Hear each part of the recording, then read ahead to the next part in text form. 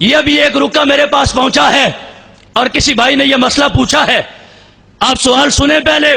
کہتے ہیں گزارش ہے کہ ہمارے علاقے کے ایک غیر مقلد مولوی نے جمعہ کے خطبہ میں جمعہ کے موقع پر ہاتھ میں قرآن پکڑ کر کہا ہے کہ میں قسم اٹھا کر کہتا ہوں کہ نبی کریم صلی اللہ علیہ وسلم نے پوری زندگی ایک نماز بھی بغیر رفع یدین کے نہیں پڑھی.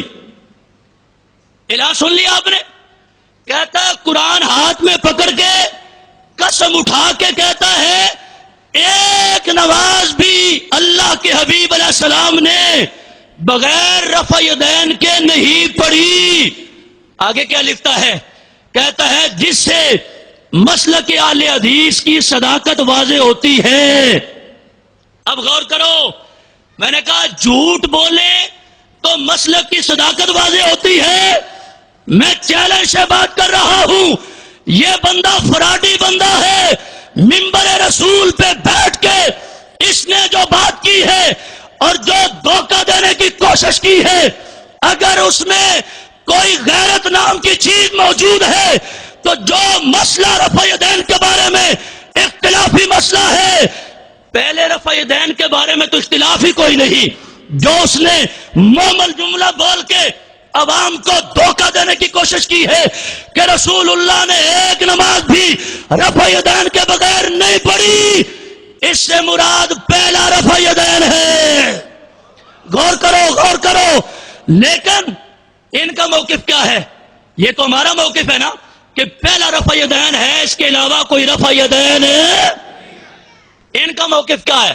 اگر بندے کا پتر ہے، اگر انسان کا بیج ہے، تو میں اعلان کر رہا ہوں، تم کہتے ہو ایک نماز بھی، میں کہتا ہوں اس طرح ہر مقام پہ رفع یدین کر کے، اب جس طرح تم نے ہمیں چیلنج کیا ہے، یہ پوری عبارت ساتھ لکھو کہ جہاں جہاں ہم رفع یدین کرتے ہیں، ایسے رفع یدین کے بغیر رسول اللہ نے ایک نماز بھی نہیں پڑھی تو فوراً فیصلہ ہو جائے گا.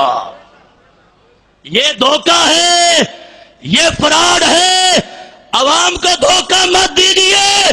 رسول اللہ کے غلام پردے چاک کرنے کے لیے بیٹھے ہیں. اگر تم میں دم ہے تو یہ عبارت لکھو جو اہل حدیث کا موقف ہے رفع یدین کے بارے میں، وہ موقف قرآن ہاتھ میں پکڑ کے ہم ثابت کرتے ہیں کہ اللہ کے حبیب علیہ السلام نے ایک نماز بھی اس رفع یدین کے بغیر نہیں پڑھی. رب لم یزل کی قسم ہے، یہ سورج مغرب سے طلوع ہو سکتا ہے، کچھ بھی ہو جائے تو ہو سکتا ہے، ماں نے کوئی جرح نہیں ہے جو ایسا عمل پیش کر کے سامنے آ جائے. غلط بیانی نہ کرو، جھوٹ مت بولو. یہ جھوٹ تمہارا کہاں تک چلے گا؟ دیکھو اس نے کہا اس لیے کہ لوگوں میں بلے بلے بھی ہو جائے گی. جی لوگ کہیں گے جی بڑی بات کر رہا ہے، قرآن ہاتھ میں پکڑا ہے. میں نے کہا تمہیں یہ بھی سوچنا چاہیے، یضل بہ کثیرا ویہدی بہ کثیرا، یہ وہی قرآن ہے. بعض لوگوں کو ہدایت دیتا ہے، بعض لوگوں کو گمراہ کرتا ہے، اور یہ پڑھنے والے بعض کاریوں پہ لعنت بھیجتا ہے.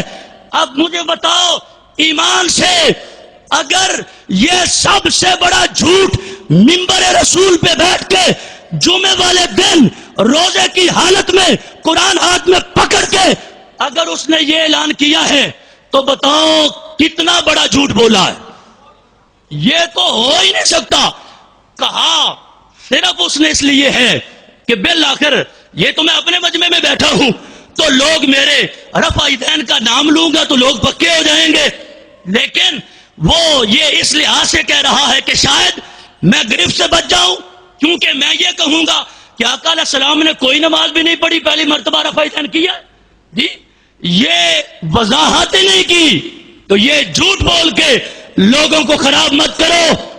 آگے تھوڑی سی بات میں کرنا چاہتا ہوں اور اس کے بعد میں بتاؤں گا کہ رفع یدین تم کرو یا نہ کرو تمہاری نمازیں جائیں گی کدھر. جی چاہے کرتے رہو چاہے نہ کرتے رہو، چاہے ہر وقت سجدے میں پڑے رہو، تمہاری نمازیں ہی اور ہیں، ہماری نمازیں ہی اور ہیں. اب آبے جی وقار غور فرمائیے ذرا.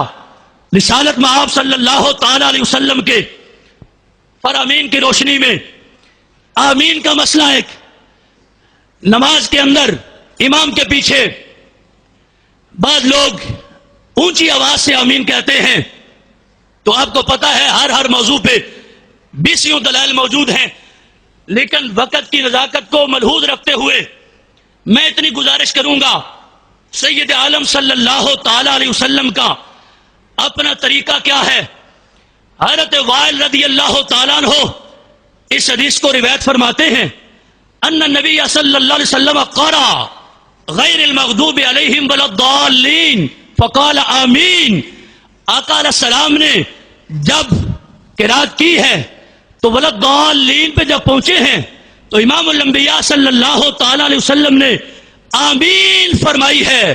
راوی کہتے ہیں خفض بها صوتہ، آقا علیہ السلام نے آواز کو پست کر دیا ہے، آمین بالجہر نہیں آمین بالسر فرمائی ہے۔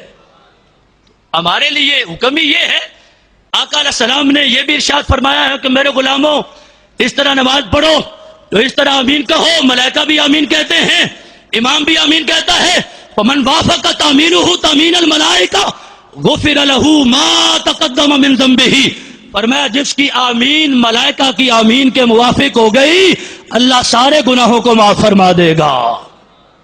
نماز پڑھتے ہوئے کبھی سنا کسی نے فرشتوں کی آواز آتی ہو یہ ملائکہ آمین کہہ رہے ہیں؟ نہیں، آواز نہیں آتی۔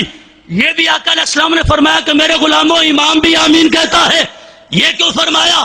امام جب آمین کہتا ہوتا اونچی آواز سے تو سب کو ویسے ہی پتا ہے، فرمایا امام بھی آمین آہستہ کہتا ہے اور ملائکہ بھی آمین آہستہ کہتے ہیں، تمہاری موافقت ان سے ہونی چاہیے۔ اگر تم بھی آمین آہستہ کہتے ہو اللہ تبارک و تعالی جل شانہ سارے گناہوں کو معاف فرمائے گا۔ گرامی قدر سامعین، لہذا میں اس بات پہ تھوڑا سا اضافہ کرنا چاہتا ہوں۔ میں نے بات پوری کر دی اور جہاں تک کسی کے پاس سے وہ پیغام آیا تھا ہم نے بھیج دیا اور ڈنکے کی چوٹ کہہ دیا۔ اور ساتھ میں یہ بھی کہنا چاہتا ہوں کہ ہمارا یہ بھی موقف ہے، اعلان نبوت کے بعد مکی دور ہو یا مدنی دور ہو، میرے حضور بدر میں ہو یا احد میں ہو، خندق میں ہو، عذاب میں ہو، رسالت محاب صلی اللہ تعالی علیہ وسلم نے اپنے اعلان نبوت کے بعد ایک لمحہ بھی ایسا نہیں گزرا جس میں رفع دین کرنے کی حضور نے تبلیغ فرمائی ہو۔ یہ تو بار بار کہتے ہیں نا، ایک لمحہ ایسا نہیں گزرا جس میں حضور نے فرمایا رفع دین کرو۔ اور وہی میں نے پہلے بھی گزارش کی، ہمارا اہل حق کا چیلنج ہے اس وقت سے اسی وقت سے چلتا آ رہا ہے۔ لہذا ایسے مسائل میں الجھا کے اصل میں لوگوں کو ورگلا کے کہیں اور لے جانا چاہتے ہیں، ورنہ یہ مسائل تو فروعی مسائل ہیں ہمارے، یہ اہل سنت کا اختلاف ہے اس میں۔ گرامی قدر سامعین، اس کے ساتھ ساتھ یہ بات بھی ذرا ذہن میں رکھیے نماز پڑھتے ہوئے، کیونکہ موضوع ہے نماز پڑھو صحیح پڑھو، تو تعدیل ارکان کا بھی لحاظ ہونا چاہیے۔ رسالت محاب صلی اللہ تعالی علیہ وسلم نے یہ بھی ارشاد فرمایا تھا، اسرق الناس من یسرق صلاتہ، فرمایا سب سے بڑا چور وہ ہے، سب سے بڑا چور وہ ہے جو نماز کی چوری کرتا ہے۔ پوچھا گیا یا رسول اللہ یا حبیب اللہ، نماز کی چوری کیف یسرق صلاتہ، کوئی بندہ نماز کی چوری بھی کر سکتا ہے تو کیسے کر سکتا ہے؟ آقا علیہ السلام نے فرمایا ہاں چور دنیا میں بڑے موجود ہیں، لیکن بدترین سب سے وہ ہے کہ جو نماز میں بھی چوری کرتا ہے۔ این اللہ کی بارگاہ میں حاضری کا وقت ہے اور بندگی خدا کی ہو رہی ہے اور اس کے اندر بھی چوری کرتا ہے۔ جب پوچھا گیا یا رسول اللہ یا حبیب اللہ چوری کیسے کرتا ہے؟ فرمایا لا یتم رکوعہا ولا سجودہا، فرمایا سجدے میں جاتا ہے تو سجدہ پورا نہیں کرتا، رکوع میں جاتا ہے تو رکوع پورا نہیں کرتا۔ تو فرمایا ایسا بندہ سب سے بڑا چور ہے اور بدترین چور ہے کہ فوراً رکوع میں گیا اور فوراً اوپر آ گیا، سجدے میں گیا جس طرح مرغا چونچ لگاتا ہے فوراً اوپر آ گیا۔ فرمایا سجدے میں جائے تو اطمینان سے سجدہ کرے، رکوع میں جائے اطمینان سے رکوع کرے، سجدے سے اٹھے تو ایک مرتبہ اطمینان سے بیٹھے، رکوع سے اٹھے تو اطمینان سے کھڑا ہو، اس کو تعدیل ارکان بھی کہتے ہیں۔ لہذا نماز پڑھتے ہوئے اس بات کا خاص خیال رکھا جائے، کیوں